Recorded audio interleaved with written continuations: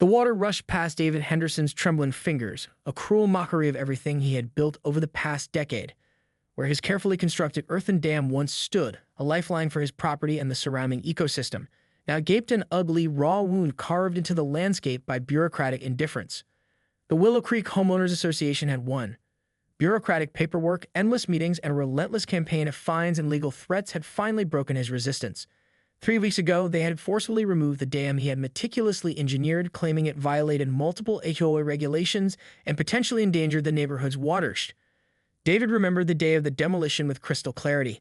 Heavy machinery had rolled onto his 20-acre property at dawn, accompanied by 3 HOA board members, 2 city inspectors, and a contingent of local law enforcement. The sound of excavators tearing into the carefully placed earthworks still echoed in his nightmares. His wife, Elena, had stood beside him, her hand gripping his with a mixture of anger and helplessness as years of environmental engineering work crumbled before their eyes. The dam wasn't just a personal project. It was a sophisticated water management system David had designed during his years as a hydraulic engineer. After retiring from a prestigious consulting firm, he had dedicated himself to creating a sustainable water retention solution that would benefit not just his property, but the entire ecosystem of the small valley where they lived. The dam regulated water flow, prevented erosion, created a small wildlife habitat, and managed potential flood risks for the surrounding properties. But the HOA saw things differently. They claimed the unpermitted structure was a potential liability, arguing that it could catastrophically fail and flood downstream properties. Despite David's extensive documentation, including professional engineering assessments, geological surveys, and comprehensive safety reports, the board remained unmoved. "It's about control," Elena had whispered to him during one of the final contentious meetings. "They've never liked that you're different, that you don't conform to their manicured cookie-cutter vision of suburban living." She was right. David's property stood out. Native plants instead of a perfect lawn, solar panels, rainwater collection systems, and now the dam that had been the crowning achievement of his environmental restoration efforts. The HOA board, led by the perpetually stern Howard Remington, seemed to view David's property as a personal affront to their vision of suburban perfection. On the day of the demolition, Howard had stood with a self-satisfied smirk, clipboard in hand, watching as the machinery dismantled David's carefully constructed water management system. For the safety of the community, he had declared, his voice dripping with sanctimonious certainty. Now standing at the edge of the now exposed landscape, David felt a sense of foreboding. The valley looked naked, vulnerable. The natural water flow that his dam had carefully regulated was now completely unrestricted. Something told him, a gut feeling honed by decades of professional experience, that removing the dam was a catastrophic mistake. Little did he know how prophetic that feeling would prove to be. The upcoming rain season would soon reveal the true consequences of the HOA's short-sighted decision.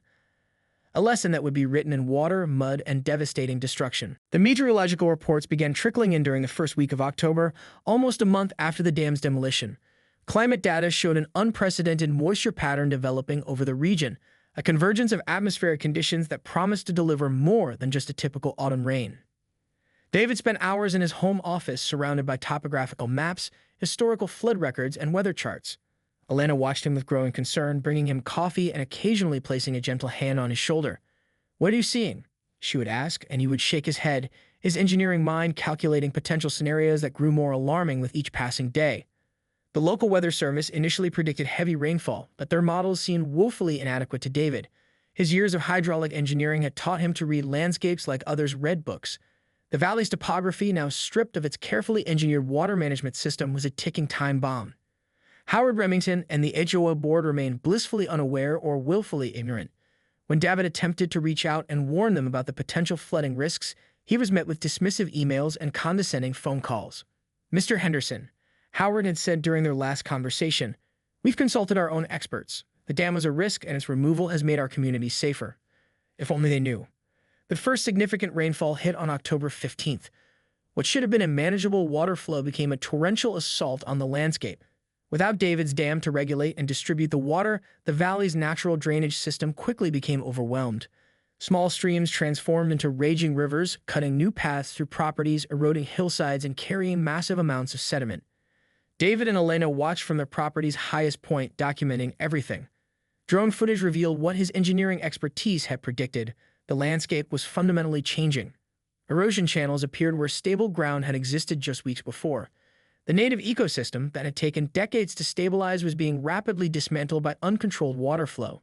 "They have no idea what's coming," David muttered, reviewing the drone footage on his large monitor.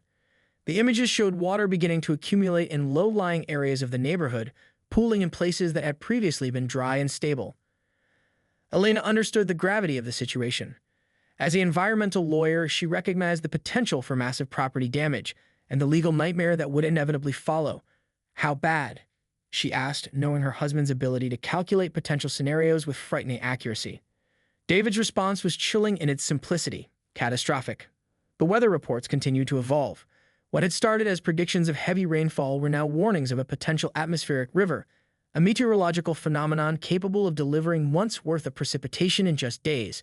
The valley's natural watershed, now completely unprotected and unregulated, stood vulnerable. As night fell, the first real storm began to build. Lightning illuminated the sky, and thunder rolled across the valley like an ominous warning. David continued to monitor his instruments, knowing that something momentous and potentially devastating was about to unfold. The HOA had destroyed his dam. Now nature was preparing to deliver its own brutal form of justice. The first night of the storm transformed the quiet suburban landscape into a war zone of water and chaos. By 2 a.m. on October 18th, the atmospheric river David had predicted had become a terrifying reality. Rainfall rates exceeded anything the region had experienced in recorded history, over 8 inches per hour, a volume that no natural drainage system could possibly manage. Emergency services were quickly overwhelmed. The 911 dispatch center became a frantic hub of increasingly desperate calls. Neighborhoods that had once looked down on David's environmental interventions now found themselves fighting for survival. Howard Remington's own property was among the first to show serious signs of catastrophic flooding. The irony was not lost on David as he watched real-time updates from his emergency monitoring station. The HOA president, who had been so adamant about removing the dam, now found himself trapped on the second floor of his million-dollar home, water rising rapidly around him. Elena worked the phones, her legal background proving crucial. She coordinated with emergency management, documenting every moment, collecting evidence that would later prove critical. "This isn't just a natural disaster," she told David between calls. "This is a man-made catastrophe." The valley's topography, which David's dam had carefully managed for years, now became a conduit for destruction. Water that would have been carefully distributed and retained now rushed uncontrolled, picking up speed and mass with each passing minute. Entire sections of roadway disappeared beneath torrential flows. Retaining walls, seemingly solid just hours ago, crumbled like wet cardboard. By dawn, the scope of the disaster became clear. The neighborhood that had so proudly boasted of its meticulous HOA regulations was now a lake. Homes that had been valued at over $750,000 were now submerged up to their rooflines. Expensive landscaping, manicured lawns, and carefully maintained properties were obliterated by the relentless water. David's drone footage became crucial evidence. Each flight revealed more devastating details. Water flowing through streets like rapids, cars swept away like toys, entire sections of the neighborhood simply erased from the landscape. The precise engineering calculations he had made years ago now served as a devastating indictment of the HOA's short-sighted decision. "They removed the one thing that could have prevented this," David said quietly, watching the footage. His dam would have reduced the water's velocity, distributed its flow, and prevented the catastrophic erosion now visible everywhere. Emergency helicopters began to appear, conducting rescue operations. Residents clung to rooftops, waited in attics, called for help. The very people who had supported the HOA's actions against David now found themselves fighting for survival. Howard Remington's fate remained uncertain. The last communication from his neighborhood showed his home partially submerged, with rescue efforts complicated by the rapid water rise and debris flow. As the morning progressed, the full extent of the disaster became apparent. This was no longer just a flooding event, it was a complete landscape transformation. Geological changes that would typically take decades were happening in hours. The valley would never be the same. David and Elena's property remained the only stable ground in the entire region, a testament to his careful environmental engineering and water management principles. What had been mocked as eccentric was now the only sanctuary in a sea of destruction. The real aftermath was just beginning, and with it would come a reckoning that no one, especially the HOA, could have anticipated. The floodwaters receded slowly, revealing a landscape of utter devastation. What was once a pristine suburban neighborhood now looked like a war zone, an apocalyptic tableau of destruction that would take years, if not decades, to fully recover. Insurance adjusters and forensic engineers descended on the area like a swarm of vultures. David and Elena's meticulously documented evidence, drone footage, meteorological data, original dam engineering plans, and correspondence with the HOA became the cornerstone of what would become the most significant environmental litigation the county had ever seen. Howard Remington survived, though barely. Rescued from the second story of his now destroyed home, the once proud HOA president was a shell of his former self.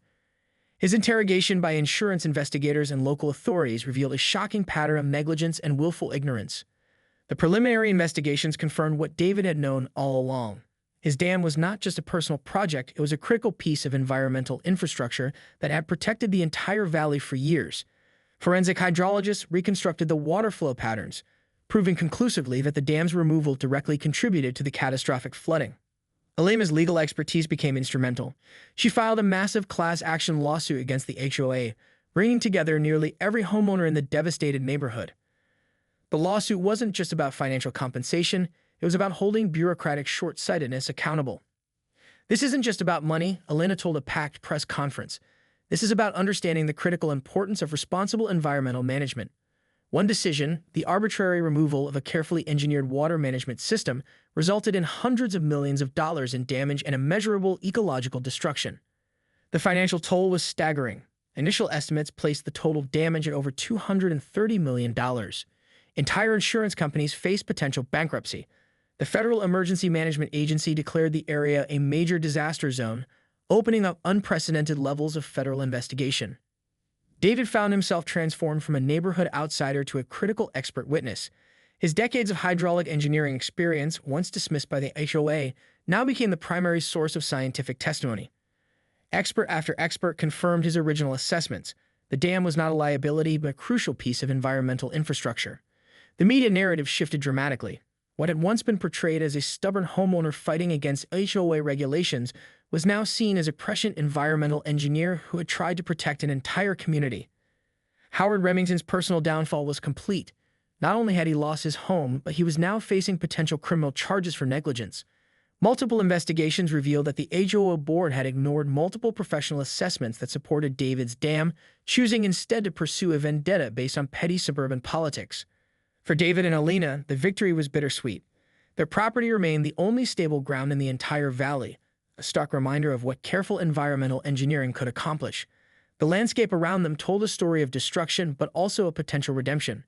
As autumn turned to winter, the first steps of reconstruction began. But everyone knew this was more than just rebuilding homes.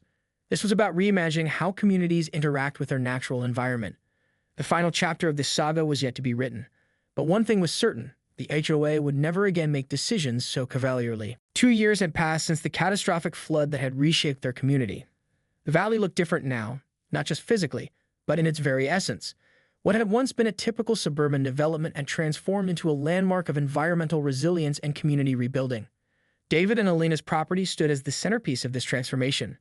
The reconstructed dam, now officially approved and celebrated, had become a model of sustainable water management.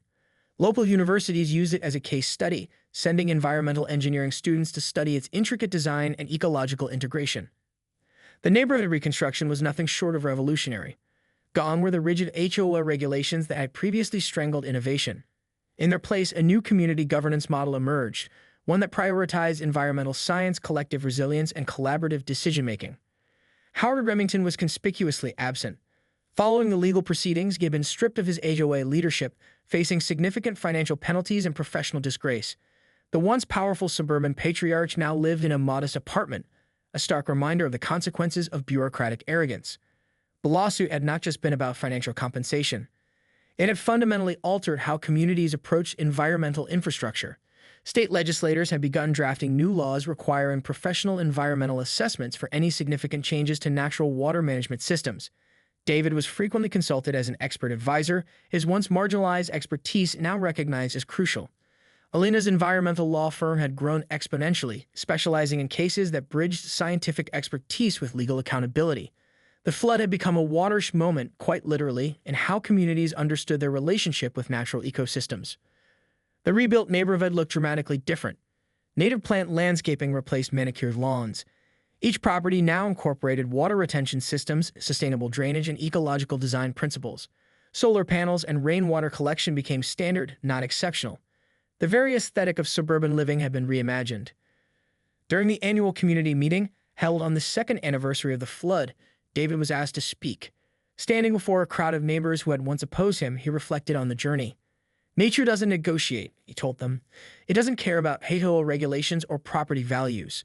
It follows its own logic, and our job is to understand and work with that logic, not fight against it. The audience, a mix of original residents and new community members, listened in respectful silence. The flood had been a brutal teacher, but its lessons were profound. Alina squeezed his hand, a silent testament to their shared journey. What had begun as a personal fight against bureaucratic narrow-mindedness had become a blueprint for community resilience. As the sun set over the valley, casting long shadows across the reconstructed landscape, it was clear that something fundamental had changed. The water that had once destroyed now nourished. The community that had once divided now united. The dam, David's Dam, stood as a silent sentinel. A reminder that sometimes the most important battles are fought not with confrontation, but with understanding, with wisdom, with respect for the intricate systems that sustain us. And in the end, water always finds its way.